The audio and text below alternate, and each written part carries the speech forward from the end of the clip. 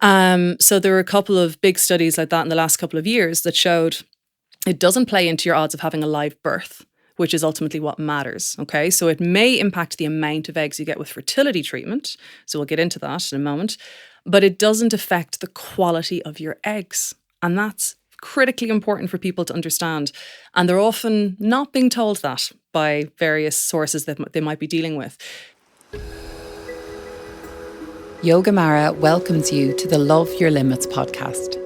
We are two sisters from the west of Ireland with a passion for helping people connect back to themselves and feel less alone on their journey. Both of us have contrasting personalities, career background, and life experience, yet each of us found physical, emotional, and mental healing from learning to live more intuitively and with integrity. We will be sharing our own personal journeys alongside interviewing a wide range of health and wellness experts that will empower you to shed fear, self-doubt, and move into a place of self-love and confidence. It is time to put yourself first, create healthy boundaries, and learn to love your limits. Hello and welcome to the Love Your Limits podcast. And on today's episode, we're talking with Jessica Bourke, the Fertility Detective, on all things fertility health. With almost 20 years of clinical experience dealing with fertility issues and pregnancy loss, Jessica has gained a reputation for helping people to succeed where everything else has failed. Jessica is a TEDx speaker, co-author of the Guilt Free Gourmet, and regularly appears in Irish media. She has featured as the Ask the Expert on herfamily.ie and rollercoaster.ie, and is the creator of the groundbreaking Making Sense of Miscarriage programme, which offers detailed evidence-based support for those who have suffered pregnancy loss, as well as the Fertility Reset 2.0, a self-paced course that covers the key information needed to optimise your fertility potential. As your fertility detective, Jessica's goal is helping her clients to get pregnant and stay pregnant. Welcome, Jessica. Thank you so much, guys. You're so kind. So happy to have you here, and thank you so much for making the time to talk to us Not today. at all. Delighted to. Delighted. Jessica, we go, well, I wouldn't say way back, but we have met you before, but it was virtually. Yes. And now we have the pleasure of meeting you in person. It's so nice. So we're speaking to you on an Instagram live, I think it was last year. Mm-hmm. And we spoke about, I actually shared my egg freezing journey. Mm-hmm. And I remember one thing that struck me about sharing that story was the amount of women that came to me afterwards. It was overwhelming about how many had just really craved this conversation to open it up. And the reason I shared it, both Hannah and myself wanted to demystify the process. Yeah. But could you tell us, just before we get into all of that, could you tell us a little bit about what you do and how you help people on their fertility journeys? Sure, no problem. And you're absolutely right, because egg freezing is such an important topic, so we'll get into that. So I started a rather kind of circuitous route into all of this because my primary degree was law, but I became very ill during the first year and had to repeat. And as you do at that age, you're thinking, this is the end of my life. Everything's over. Having a year essentially lying on the couch. And it was during that time, that was definitely my catalyst, my shift in life, because I was very close to doing medicine. That's what I wanted to move to as kind of a postgrad. But then realized during that time frame that any of the doctors I spoke to, none of them could help me. And that just really unnerved me, because I thought, okay, so I'd been brought up with, law, medicine, architecture, accounting, that kind of standard approach. But they weren't able to offer me anything in terms of my recovery. It was a case of go home, just convalesce and you'll get better, because it was viral. And then slowly but surely, I started through my own research. And bear in mind, this is the 90s, guys. So there wasn't the internet. So I was still having to get books and stuff online and just do my own research. And through that, discovered nutrition. That was probably the start for me. I'd always been into fitness, but never realized the impact that diet would have. Then followed on from there to get acupuncture treatment, and suddenly realized, even though I couldn't explain it, that I was feeling better, that I had more energy. And I was recovering quicker than they anticipated. So then went on, continued with my legal studies, but realized that this was not for me. And actually started studying acupuncture alongside, which is a bit weird. Then went on to do postgraduate study in a hospital in China. Realized I really wanted to specialize in fertility while I was there. and then came back and did nutrition, clinical medicine, more studies in fertility. And it just went from there. At the very start, though, I actually turned away fertility clients. I'd only take on pregnant ones because I felt it was less pressure. But, you know, when something is your calling, you can't avoid it for very long. So very soon, I just fell into that. And in terms of how it operates, it's all about getting to the root cause. Yeah. Why is a person not able to get pregnant or stay pregnant? And that is very individualized. It's very nuanced. It's involving usually quite a bit of testing, but very targeted testing. Otherwise, you could waste a fortune and not really get anywhere. Yeah. Yeah, absolutely. And that's something like I'd love to know more about is why is there such a rise in, you know, people experiencing these challenges with getting pregnant? You know, do you know what the reason is, or is it it's a combination? An array of it's things? A combination of factors. Number one, for sure, yes, things are being more reported now. You know, I've had conversations like with my grandmother before talking about, you know, sort of her day.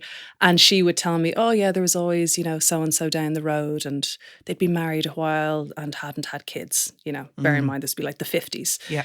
And so definitely there's an element of we have the internet now. People are able to go onto these anonymous forums, which I have to say is very helpful for people. It can be negative too, but very helpful for people to not feel so alone. So there's that side. But then there's the very hardcore scientific side of it, which is looking at the drop in sperm counts, the huge increase in numbers seeking fertility support, bearing in mind, obviously, fertility treatment is only about 45 years old, so it's not that long. And you can just see that it's coming from environment in terms of toxin exposure, stress, changes, huge changes in diet and lifestyle in a way that we just haven't evolved to catch up with yet because our bodies haven't changed as much as our lives have, unfortunately. Yeah, that's so true as well. And it's the modern living and it's all the stressors as well. And we spoke about this recently that you can't avoid stress, but you can try and learn the tools to really help you deal with it in a much healthier way, in a better way for your body. If we were to look at the starting points, so before people are, or maybe someone is just considering about getting pregnant or trying to conceive, where do we start with that? Where do we start with our own journey? Because I know before I went to investigate egg retrieval, I didn't know half of what I should have known about my own body, which is actually sad. And I was in my 30s and I was like, how do I not know that about my own menstrual health and AMH levels and all of those different areas and the ovulation cycle and what you can test for that and all of that. So where should people start? Is it really around their own menstrual health as well at the beginning and then looking more through the ovulation tracking, all of that stuff? Because it can be a bit overwhelming, I suppose, when you start to open the door. It can be massively overwhelming. And I think you touched on some great points there. The fact that we're just not properly educated about this. Now, I'm obviously in my 40s now, so different generation, but I've asked my daughter about this because she's a teenager and saying, well, what are they teaching in the schools? And she's like, well, you are kind of taught about your cycle, but Mum, I did still have to stick up my hand and say, well, actually, no, periods don't have to be painful because my mum says so. Amazing. So I love that because there is still just, there's a very, I guess, archaic approach to anything reproductive health. It's very much obviously focused on the person with eggs still. It's like it's all about the woman. It's not about anything else. And that really sticks with people, as I'm sure you encountered yourselves when you're thinking about egg freezing. It's like, oh, it's all about me. It's all on my shoulders. But it takes two to tango. You know, whether going the donor route with sperm or not, you need to have both. Yeah. And that's something that's frequently overlooked. But if you're talking about the starting points, you just reminded me there when you were asking the question of a couple I met in the hospital in China all those years ago. And they were only, I think they were in their late 20s. Only looked about 21. Everyone looked so young over there. And I said, so why are you here? And they said, well, we'd like to have children. And I said, oh, you're struggling? And they said, no, we would like to have them in approximately 2.5 years. They're not precise. And we would like to be prepared. That is the absolute antithesis of what you see happening over here. Unfortunately, we have a very much, instead of a front-loaded approach, in other words, facing things head on before they become a problem, we do the opposite. We wait until things are a problem. And I understand that a lot of that is fear-born, understandably. It's kind of a case of, well, out of sight, out of mind. If I just ignore the fact that my period's been a bit crazy for the past couple of months, hopefully it'll just correct itself. And there is, you know, to anyone out there who is scared of seeking help and, you know, doing investigations, I promise you, you will feel better. The analogy I would use, I said it to a client the other day, is that a spider that you can see is a lot better than one that you can't. That is so true. So although my client said, yeah, but I've got lots of spiders in the room. I'm like, don't worry, we're going to deal with one at a time. It'll be okay. Because she had lots of issues going on. So I would say from a starting point, do pay attention to your overall health. Do pay attention to your diet and lifestyle. So if you're very much in the kind of going out phase of your life, and that's cool, enjoy it. But if you're noticing that things are maybe a bit off, if you're noticing that actually my energy is a bit flat, and people often don't think that any of this is anything to do with fertility, but it does. If you notice that your bowel habits, if you're not actually going to the bathroom as frequently, that matters because it impacts how you're actually processing and excreting estrogen, which plays into a whole host of other things. So I think the starting point, people often assume it's just from know that I have a regular period and that I'm ovulating. But it's actually just as important, all the other foundational stuff. Am I sleeping well? Am I dealing with anxiety or mental health issues that might become more pronounced when I go to try to conceive? We have to look at the full picture rather than it just being so kind of two-dimensional. So definitely I would say take stock of everything. View the phase of your life that you'll be going into with trying to conceive as the me time, the selfish in the best possible way time of your life. Because too often it becomes like a secondary agenda, like this sideline project, because you're, busy with career or life. I mean, a lot of the people I'd be dealing with, the demographic, are usually from, early 30s into early to mid 40s. They've so much going on. They might have sick family members, or they're moving house, or they're renovating home, whatever it is that they're doing, they will have so much going on that fertility stuff just becomes secondary.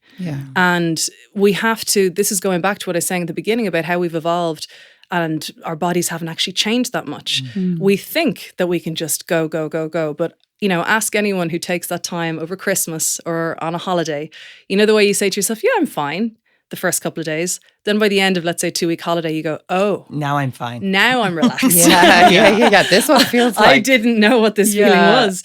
So, and many people I'd speak to after, Christmas or any holiday break, they would say that they get sick. They often, when they let go, they get ill, and there's a reason for that. It's because you're just pushing too hard. That's and it is. It's a weird age as well. I feel like being in your 30s because, like you said, there could be so many outside things going on outside of fertility, but it's also the first time in your life where your peers are all moving at different paces to you. So some may be getting married, some may still be single, some may be having babies constantly and it's easier for them. Some are struggling, some are getting pregnant but maybe struggling with a miscarriage. So there's so many different kind of elements that come into this age group in particular, which is really tough and trying to navigate that.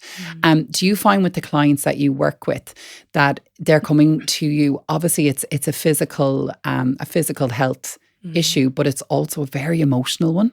And do you find that that's the type of the support that you can offer with the emotional side of it? Yes. I mean, I would never claim to be, I don't have training in counselling, but over the years, of course, that has played a big role because of the impact that I see it have on relationships in many ways, weirdly. So it's not just, people might assume, it's just the relationship with a couple.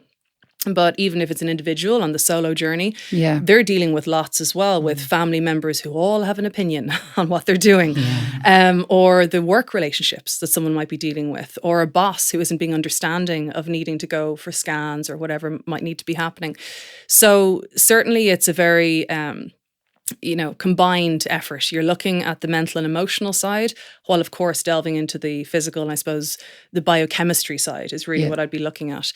Because very often I think it's just overly simplified. People don't realize the level of control they actually have. And when they start, talking about their particular case and understanding their body better, you can suddenly see the light turning on as they realize, oh yes, I can actually do something about this. And then when you see it borne out in black and white in the test results, amazing. Then they're sold. But that's so empowering. Exactly. And I think it's so important. And that's why the whole reason we wanted to share our stories and our journeys and have you on today is to kind of create this awareness, because so many people don't know. And I'm talking about in their mid to late 30s going in and finding out what is an AMH? Like, what is an AMH level? What is that test? I didn't know it going in to freeze my eggs at 35.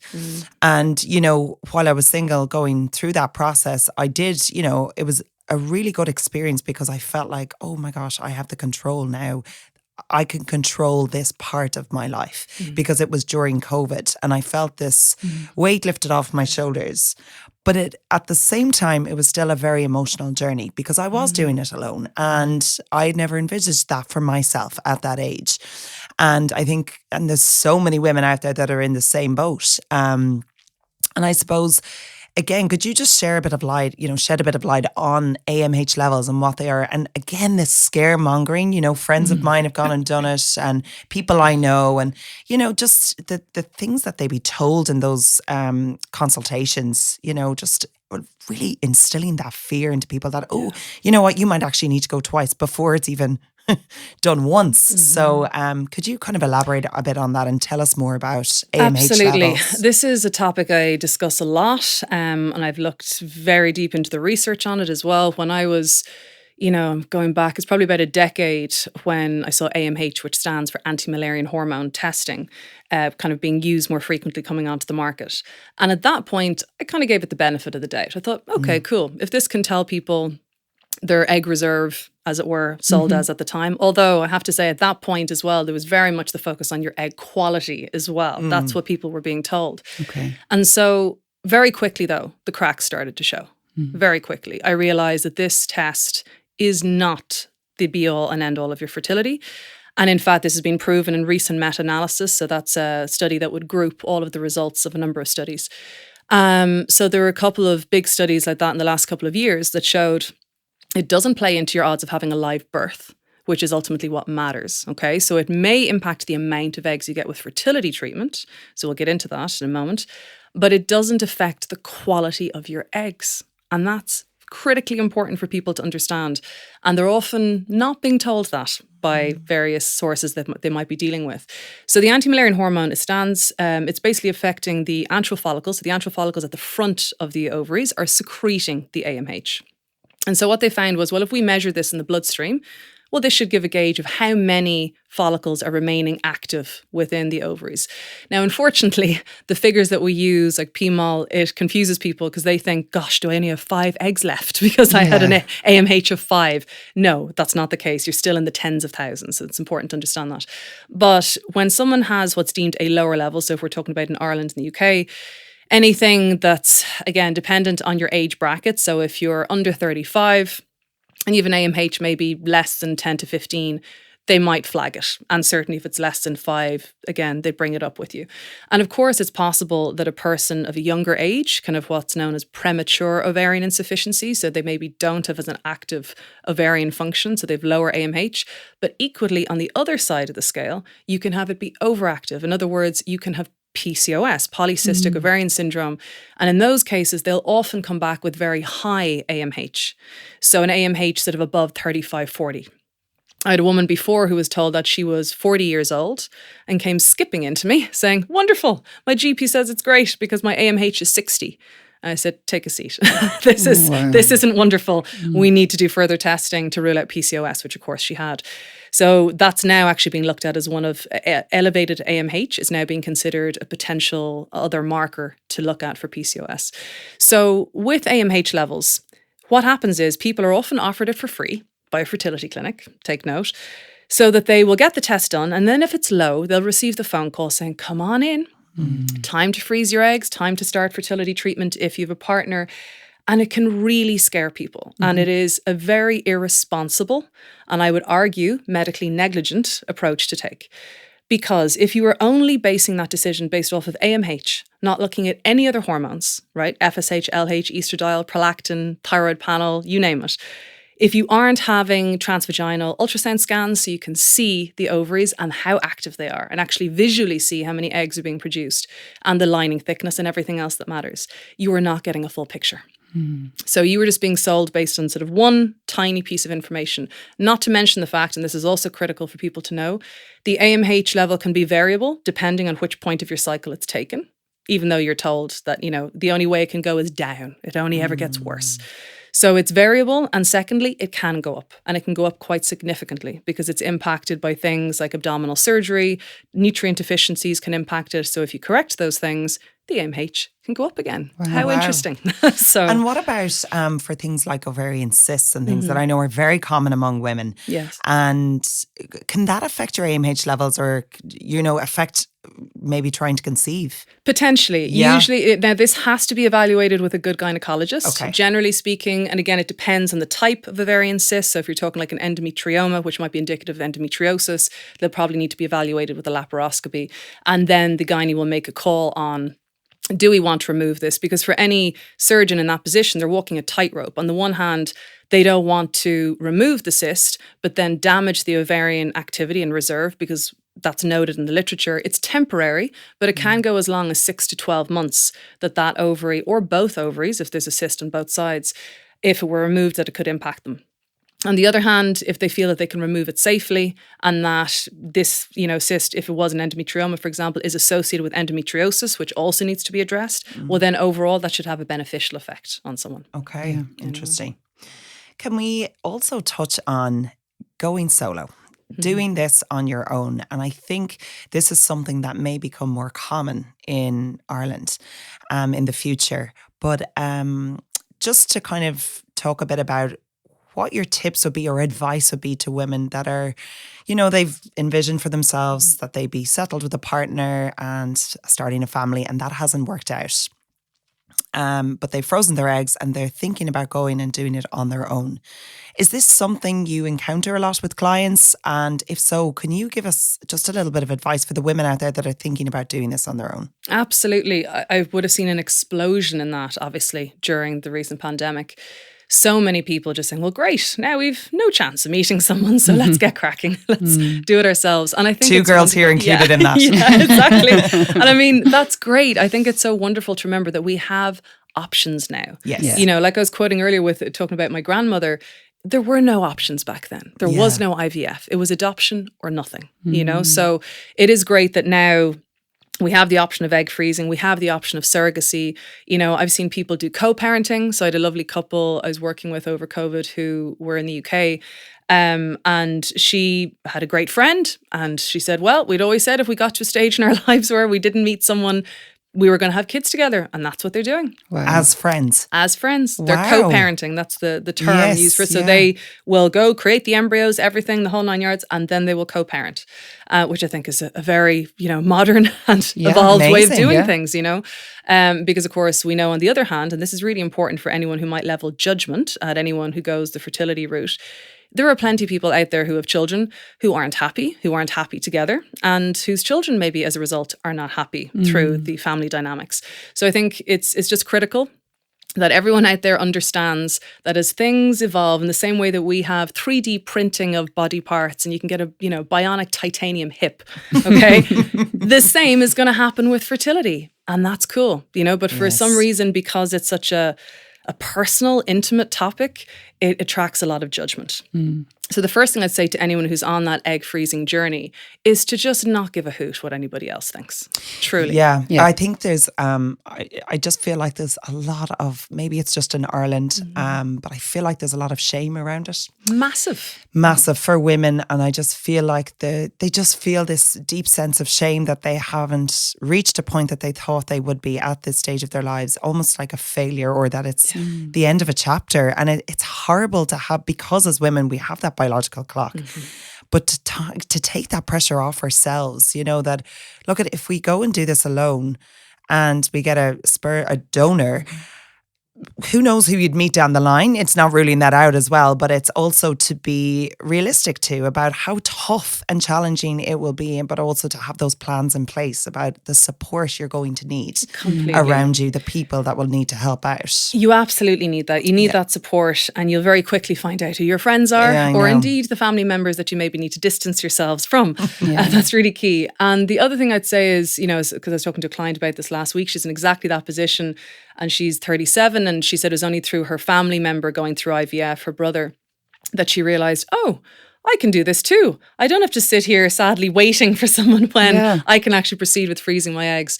So that's what she's doing. And I think that is anyone's choice who wants to do that.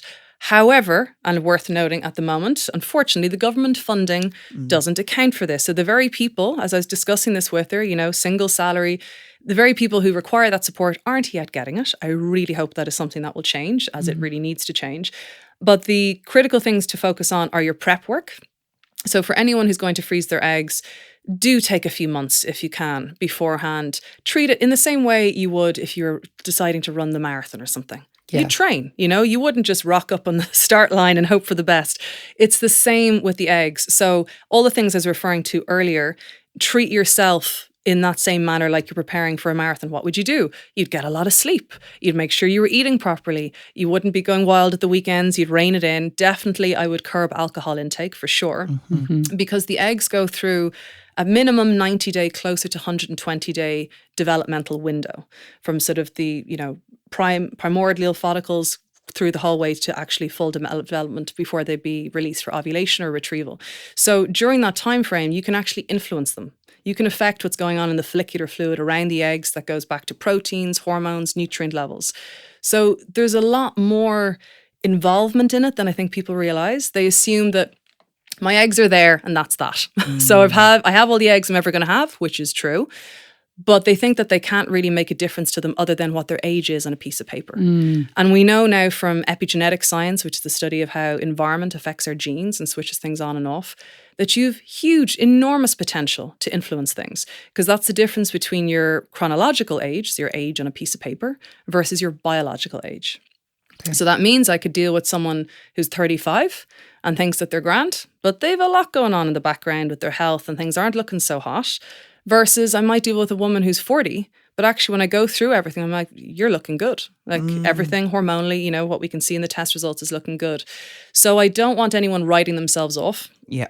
However, very important to note, when freezing eggs as opposed to embryos, yes, it is important to state that, yes, you do want to freeze eggs at a younger age. And that's simply because an embryo is more robust. So if freezing eggs with either a partner sperm or donor sperm, and you then have resulting embryos, usually ideally on day 5 or 6, as they're more complex in their development at that stage, that's much more reliable in terms of your future fertility potential. So the word I'd use is, if you're freezing eggs, it's a little bit more of a lottery. Versus if freezing embryos, then it's a bit more of an insurance policy, if that makes sense. Okay, yeah. So just that people understand what they're getting themselves into. And at the moment, we also know that probably about half the people who freeze their eggs don't end up using them. Yeah. Yes. So they have them there, that's great, but they don't necessarily end up jumping to use even them. needing them, yeah. And I think even that, and Rachel, I remember it when you went through it, it was like a weight was taken off your shoulders, because like you said, this biological clock that's constantly hanging over us, and it's just this constant pressure.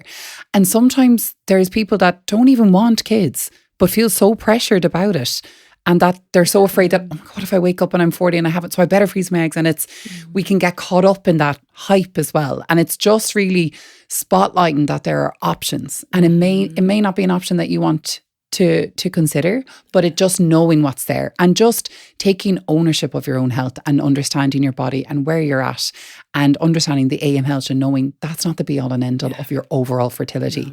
That was such an important point to make, because that is something I know that even at the time when I was getting checked, I was like, I just know AMH is this real important thing. And it's such a numbers game. Yes. It's like AMH levels, that's the number. How many eggs did you get? That's the number. What age were you when you got it? That's the number. It's all numbers. And it gets very competitive, and it gets, again, we're bringing the shame into it. This, I'm not good enough, and I find it's like, the blame is placed all on the woman. And that's something I want to touch on as well. When couples, in particular couples who are trying to conceive and maybe have experienced miscarriages, is it, just as important for the man, or is it important at all for the man to have a healthy diet and lifestyle as well as the woman when they're trying to conceive? Thank you for asking this question, because it is so important. And I know anyone who follows me online is familiar, because I had a client last week saying, I know you're always banging on about this. Yes, it is critically important, critically. So much has been made of the egg, and I can understand why. In the very early stages, from about, day 0, at point of fertilization, to day 3, those mitochondria, the energy powerhouse of the cell, of which they're in the sort of tens and hundreds of thousands, right, within an egg cell, they have to be functioning well. They're providing the sort of the energy source to push things forward with development. But from day 3 onwards, it's the sperm DNA that's kicking in. And there's some research I've also found that links it even going back to fertilization as well. So it is not just about the egg. And it is critical for people to know that beyond the very standard semen analysis, which just tells you how many there are, how well they're swimming in the shape, so the count, motility, and morphology, you also need to go a step further and get the sperm DNA fragmentation test. Ideally, the alkaline comet test is the most sensitive. I mention that because there's lots of different assay methods and it can be confusing for people, but the comet test picks up on double DNA strand breaks as opposed to just single. And is this, because the next question is usually, does this mean I'm carrying through a genetic condition? No, that's a separate blood test, the karyotyping test. This is actually about damage that happens to the sperm after they're produced. So when they're waiting within the testes and the epididymis waiting to be used, that's when the damage occurs.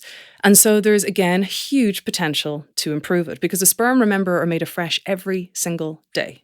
So when someone shows me a result, even if it is a sperm DNA frag result, but it's from a year ago, I might be saying, well, your sperm could be different from 3 months ago. Yeah. Remember? So if someone had a great result, but then let's say they were sick and had a bit of a fever or, had got COVID again, because I saw that going around recently. If that was happening or they'd suffered a kick to the groin playing football, it can absolutely then impact the next sample that results. So it's just really important for people to understand that if you're going through this as a couple with someone with sperm as well, you want to make sure that they are taking the same responsibility for their diet and lifestyle and health. Yeah. And also noting, really important to note this too, it is not just about diet and lifestyle. Okay. So there are many factors that would be outside of a person's control. Going back to this idea of shame or self-blame, you can't blame yourself for picking up an infection that affects the bladder or, the testes. You can't blame yourself for having had an anatomical issue since birth. How are you to control for undescended testes or anything like that? You can't. So it's just really important to note that this is not a blame or shame game at all. I will often see couples speak in that way to each other. I'll often hear the woman say, oh yeah, I know the problem's on my side. I'm like, no, we're not going to personalize this. In the same way that if you were sitting here talking to me and you had a gammy hip or, a kidney that needed to replace, nobody makes that emotional. I know. Yeah. But we make it emotional with reproduction. And that's going back to where we were taught and being told, so much as look at someone, you'll get pregnant. Yeah. We're made to think that it's just so natural, quote unquote, that it's just so instinctive. It's what we sort of have evolved to do. No. There's a whole load of people out there who are quite happily child-free. And then there are those who are child-free through no fault of their own. In other words, they've been trying their best, but it hasn't been happening. And I just think we need to allow for all groups of people without it being judged at all. 100%. It's so good to hear and so refreshing to hear. And I just wasn't really sure, so I wanted to get that clarification on it. So thank you. Absolutely. Can you shed a bit of light on the programs that you offer? Because I find that fascinating because it's something that I know we spoke about previously, that you want to make this as less scary as possible for people. Yes. And as digestible and accessible. Thank you so much for doing that because it's such important work. But would you mind just expanding on the types of programs that you have available? Sure. And what's coming up as well for you? Yeah. So interesting. My first program was the Making Sense of Miscarriage program. And that was born out of just the heartbreak I saw for people going through miscarriage and being told to just go try again. And it can be an incredibly complex topic, actually, with the many different areas to be looking at. Again, not just egg quality, but you're looking at autoimmunity, thrombophilia, so problems of blood clotting, anatomical issues, nutrient problems, hormone imbalance. There's loads to it. So of course, I love complexity. So I dove in the deep end. And that's kind of a more high level program with good support, with community group, etc. Then I released a Fertility Reset 2.0. That was actually off the back of back in, I think it was summer of 2021. I just ran like a 5-day challenge. And it had lots of info in it and people just went wild for it. It's just like, this is insane. So I said, okay, clearly people need this information. Yeah. So that program is probably designed more for people who've been trying for about a year and they're starting to get ticked off and they're thinking, really, do I need to go for IVF? But do I though? I'm not sure if I do. And have I crossed everything out and done all the testing that needs to be done? And that is really designed, there's expert interviews in it. There's a whole bonus module just about prepping for IVF. There's a lot of detailed PDF guides you can break down, understand testing, etc., and also resource guides so you can actually figure out, well, who should I go see? Because a core focus of what I do is being non-biased. So in spite of referring on to many different clients, I should say consultants or clinics, I would never take any benefit in kind, commission, nothing. I'm totally separate from the industry in that sense, because I think that's really important. I, number one, want to sleep at night. And number two, I think people need something. They need a source where they can go, okay, right, I can now take this information and make an informed decision. Yes. And then the newer program, because I wanted to have something that was very accessible for people, is the Fertility Fast Track. And that is really focused on, in partnership with Randox, on doing testing. So you can get your test results quickly, promptly, no wait times, like unfortunately there is for a lot of people with their GP, and then go through the program and actually be able to discern your next steps. Go, okay, there was this blood marker, there was a problem, what do I need to do? And I will then describe whether you need to be referred on elsewhere, whether there's a particular supplement you need to take, if it's a nutrient problem, what you might need to look at, if it's a hormone issue, so that people can actually start taking action. Because that's the crucial thing about all of this is the time, and it's like time keeps ticking. And then if you have to wait for your next period, or, you're waiting for test results back and they're taking a couple of months before you can even start trying again, or if it's IVF you're going through. Time is of the essence. So I think this is an incredible program to offer. And I think so many people will be so relieved and grateful to have it. Well, especially because I just from talking to other people as well, they're nearly half afraid to get it checked because, and I can understand it because I'm the same. If I'm any ailment or anything like that, the last thing I'm going to do is go to the doctor. I'll do everything else first I can do myself to help myself until I go and actually get seen to. And you can understand, but it is like you said, the time is crucial. But would you see that a lot with the clients that you have, that they're coming to you and hopefully not at the too late a stage, but that there's so much fear that they're bringing with that? It's like, I don't even want to know. But pressure. Your whole approach is, no, but once we know, then we can resolve. So it's that kind of... Yes, I do. And even just from, because I've learned a lot, obviously, from the messages I'd receive over Instagram, just DMs from people who aren't clients, just people reaching out, looking for support. I know the problems that are out there. And that's precisely why I've created this. Why did I even link up with the lab in the first place? Because I kept hearing from people, I can't get these bloods done with my GP. And there's a waiting list of like 3 months if I want to get into this particular fertility clinic. It's just not fair. It's not on. Now, of course, I'd love if it could all be free. I wish it could be with testing, etc. And it's great. It's a start with the government funding, but nonetheless, it's all so darn slow. Yeah. And for people to be able to just sign up, great, there's my discount, so I can get because you get a discount for getting the bloods done. Get them done at their local depot, wherever they need to go, within Ireland or within the UK as well. And then just immediately start being effective and taking action, improving the bloods. I mean, it's a no-brainer, but unfortunately, it's just the system doesn't support that at the moment. Yeah, I think that's it as well. It's the system letting everyone down other than them not letting themselves down, It can be so difficult. Can you, just before we finish up here, because I think we'll definitely have to have you back on. There's so much that we want to talk about. I know, literally just getting warmed up. But do you do one-to-one consultations with people? I do, yes. And can you do them on Zoom as well if people aren't in Dublin? Okay, amazing. That's how I work completely since 2021, since COVID. I went fully online. So, I mean, it's really interesting. I think I said this to you guys before. Just the Irish people are everywhere. I've had Zoom consults with people in Alaska, Botswana, Australia, loads of them in Dubai. Wow. So it's just something I think when they see or hear that familiar accent on Instagram, they're like, "Ooh, that sounds good. It's so appealing." Nice, yeah. So it is lovely and very helpful that the people can just engage from wherever they are. But video is very important. Yes, I always say this because, in fact, I had a couple during the week, and within the first 5 minutes, I could see she was starting to crack.